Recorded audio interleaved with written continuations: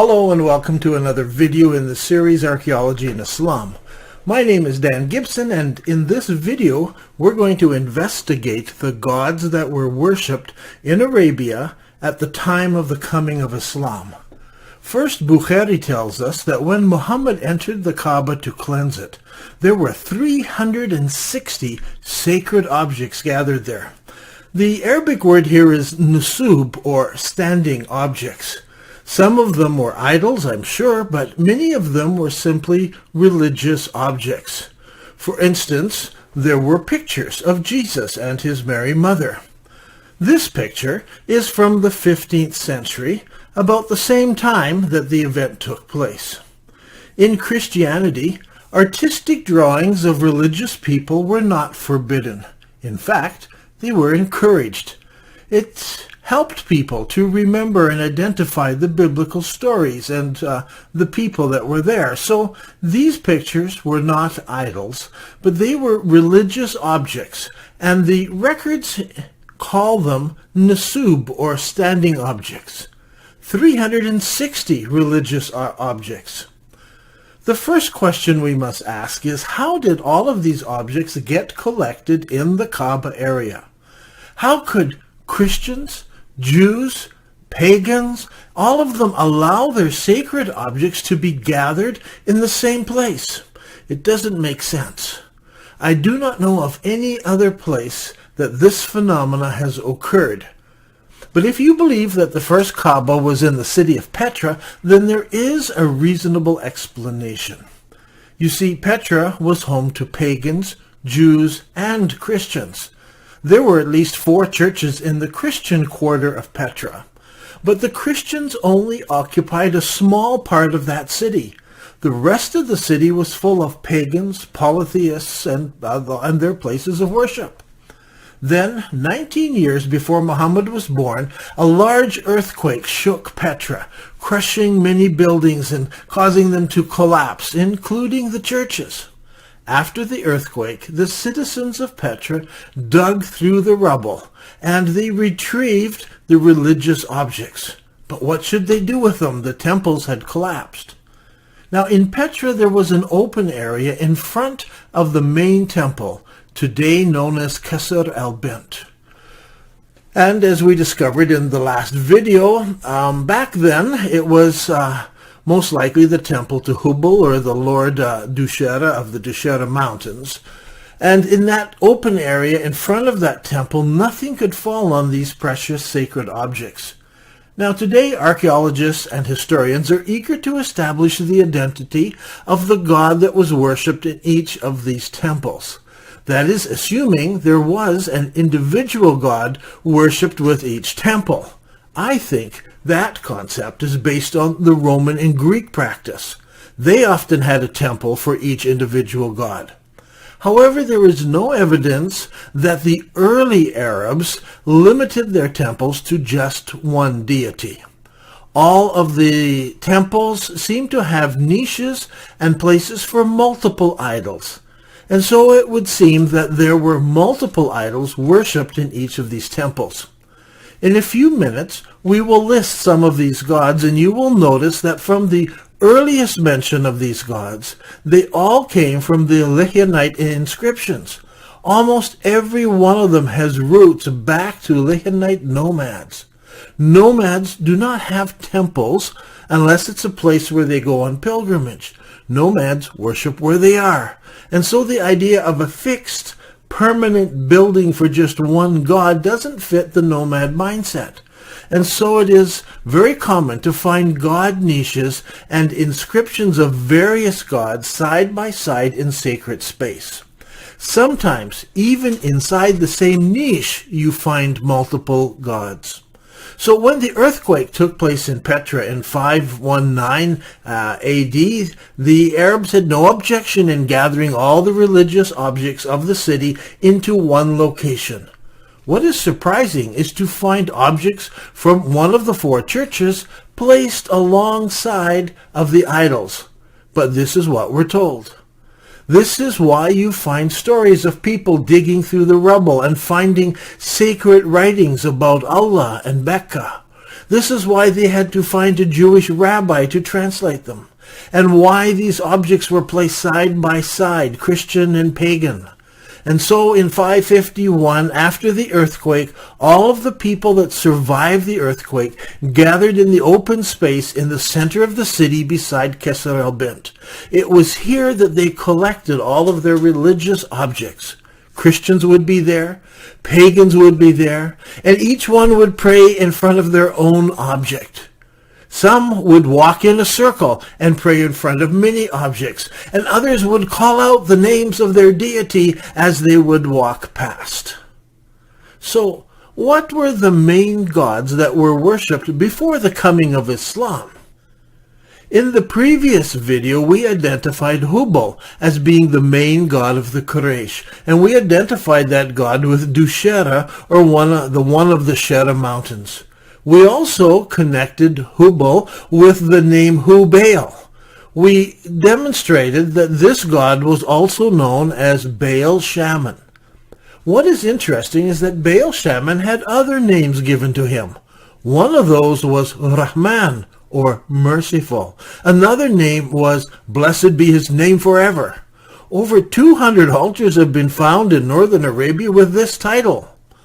Along with Rahman, the merciful, there was the title Tib, from where we get our word Tayyib, or good. Other titles were Hanan, or compassionate, where we get Hanun from. SKR, you see written in the inscriptions. Reward, or generous. These are all applied to Baal Shaman. Now, the next god we want to look at is Alat. Some call her a moon god.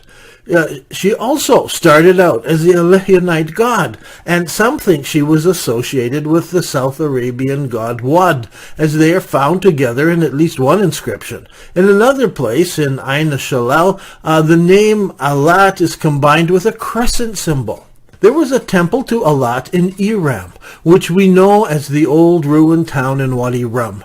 The temple of Alat stands there, and the town stands there, surrounded by steep mountain cliffs. It appears that there was a short, low wall across the opening, so that people were protected behind in the city, and the surrounding cliffs were around them, giving the place the name Encircled, or Ta'if. After the Romans arrived, Alat later came to be identified with Athena of the Greeks, and took on a military aspect. Next we look at Al-Uzza, the mighty. The god known as Al-Uzza, the mighty, started also as a North Arabian deity like the many other gods originally found in Lihionite inscriptions.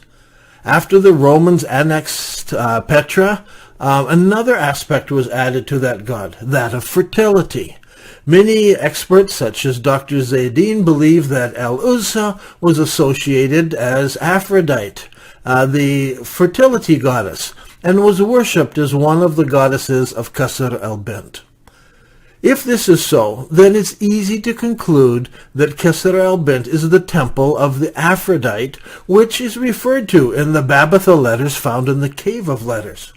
Dr. Zaydin has suggested that the modern title of the temple, which is Kasr el-Bint, or the girl's castle, alludes to the association with Aphrodite, or the Al-Uzza in the past. Now there's also mention of Al-Uzza in the Sinai.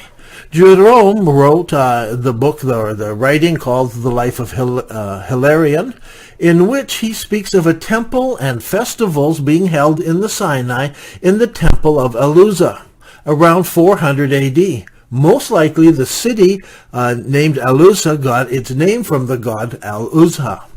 Now let's move on to the goddess Al-Manat, the goddess of fate. Her name, Manat, comes from an ancient Semitic word that can be found in Old Hebrew, where it means to count or to measure. Again, the name of this god is known to us from Lihionite inscriptions and graffiti. It comes from the root MNWY, which means fate or by lot. This god is known in personal names as well. Manat is found in inscriptions in Dedan and also in Hegra, later appears in Palmyra, and she seems to have made its way through the Roman army all the way up to Hungary. Of course, being a goddess of fate would have been popular among soldiers who gambled a lot, and so the name moved among gamblers. Anywhere where games of chance took place, Manat would have been the logical god to call upon. Back in 2002, when I attended the second annual conference of Nabatean Studies, Dr. Bilal Hirstat of the Hashemite University presented a paper that introduced to the conference various game boards that were found in ancient Petra. That opened my eyes to an entirely new aspect of Petra, and I began to search through Petra and other Nabatean sites to discover these games and to try and find out what they were and how were they played. In those days, I had a free pass from the government to go in and out of the city of Petra, and over the course of 4 years, I made over 50 trips into that city. I studied every aspect of it. Altogether, I made over 60, maybe 70 trips in and out of Petra over the years. So instead of looking up at marvelous monuments, we kept our heads down and we scoured and we looked at the ground. It was exciting to visit Petra because game boards started popping up all over the place. Then I visited other Nabatean sites looking for game boards, and I found many there. Then I began asking my Bedouin friends if they knew how the games were played, and eventually I wrote a paper about the games. At that time, I was just beginning to see Petra in a different light. It appeared to me that all over the city there were various gambling spots. Most anywhere you were not far from a place where a game of chance was being held. And so you can imagine how important it would be to be in good standing with El-Manat, the goddess of chance. Here is an ancient game board. It is a series of holes carved in the rock. Notice the bottle cap for size comparison. And here are two different game boards side by side in another spot. Now this game board is close to the Deir, or the monastery. So you can find these game boards all over Petra. This one is from near the urn tomb. These games are all over, but many of them are now very faded. Al-Kelbi's Book of Idols specifically tells us that Manat devotees used to go on pilgrimage with everyone else, but for them the pilgrimage was not complete until they visited her and shaved their heads in her presence. Once the Prophet Muhammad took control of the holy city, the goddess Manat was destroyed, along with all the other idols. Ibn al-Kalbi tells us that the Prophet sent Ali to destroy Manat, and he removed 2 swords which had been dedicated to her. Next we come to Al-Qutbi, the god of writing. Again, we know Al-Qutbi from Lihianite inscriptions, where he is known as Al-Qutba. Dr. John Healy tells us that there is an inscription in Petra that refers to Al-Qutba of Gaia, an area just outside of Petra. Another inscription from Tel Ashakaliya in Egypt tells of a temple dedication to Al-Qutba. This is in Egypt and was dated to the 1st century BC. Now, why would you have a god of writing? I like to think that writing would be like magic to those who were illiterate. You see, you could do all kinds of things with writing. If you were a merchant, writing was important. And as we study the Nabatean situation, it becomes obvious that many Nabatean merchants were skilled in reading multiple languages or using multiple scripts for the same language. Diodorus tells us that the Nabatean merchants would leave writings and directions in the desert that only they could read.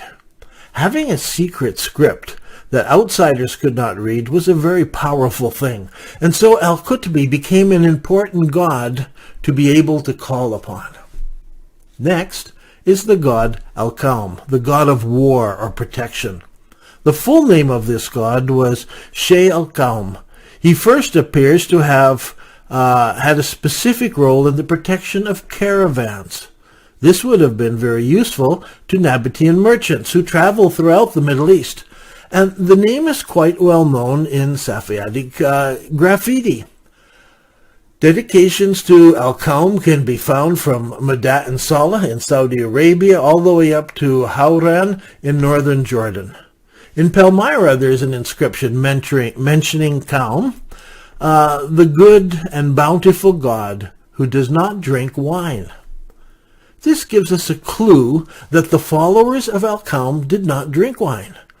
This abstinence from wine is also mentioned by the ancient historian Diodorus, who said, "They live in the open air, claiming as native land the wilderness that has neither rivers nor abundant springs from which it is possible for an hostile army to obtain water. It is their custom to neither plant grain or to set out fruit-bearing trees or to use wine.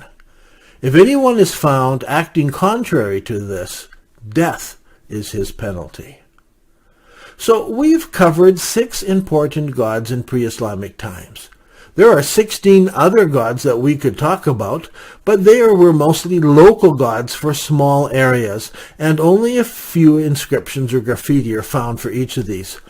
Altogether, we know of about 30 or 40 gods that might have been worshipped in the pagan Kaaba area. This means that there were multiple sacred objects for many of these standing objects that were there.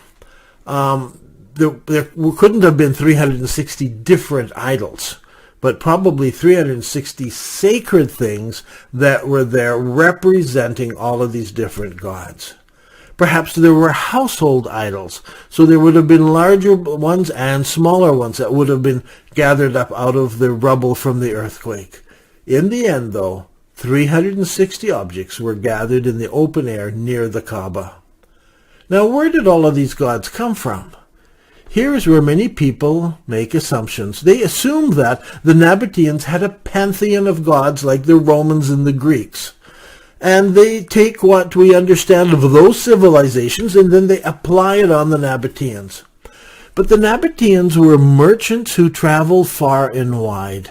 In their travels, they came in contact with many gods, and it became apparent to them that there were different gods in Egypt than there were gods in Rome or gods in Babylon and so forth. Even the Jews had their own gods. So the Nabateans didn't necessarily adapt these gods. They never stopped people from building temples and altars and so forth in their cities.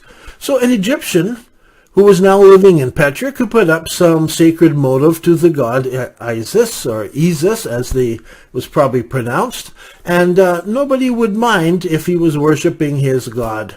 You see, the Nabateans didn't necessarily have a pantheon or a group of gods they worshipped.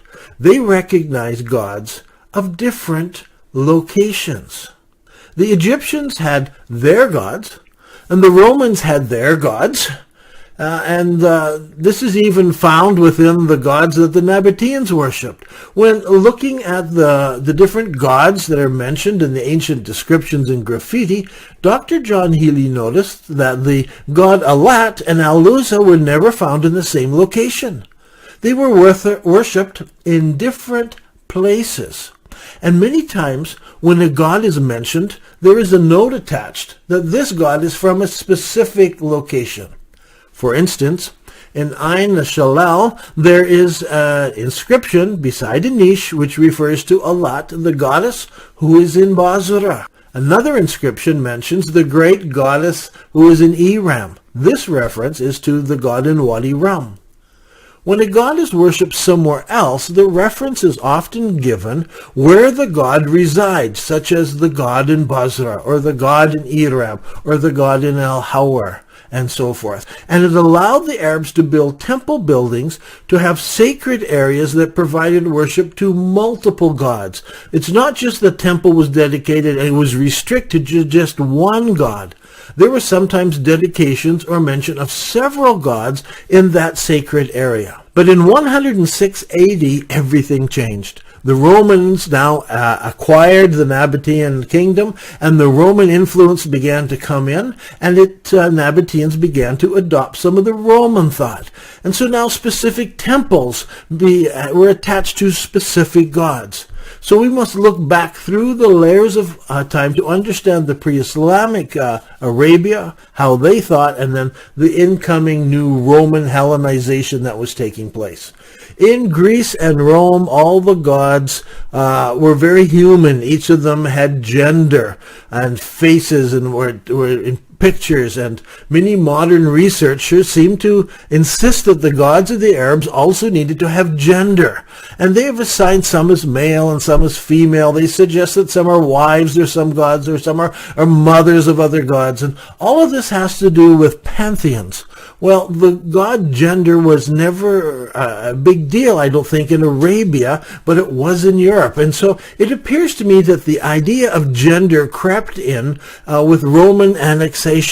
I don't know if there's strong enough evidence to build a whole case on this, but what we see is that the Romans saw gods with having specific gender, not necessarily the Arabs. So now we've come to the end of this video, but not the end of the subject. In our next video, we want to examine how the concept of these gods influenced the coming of Islam. So I'm Dan Gibson, and this has been another video in the series Archaeology and Islam.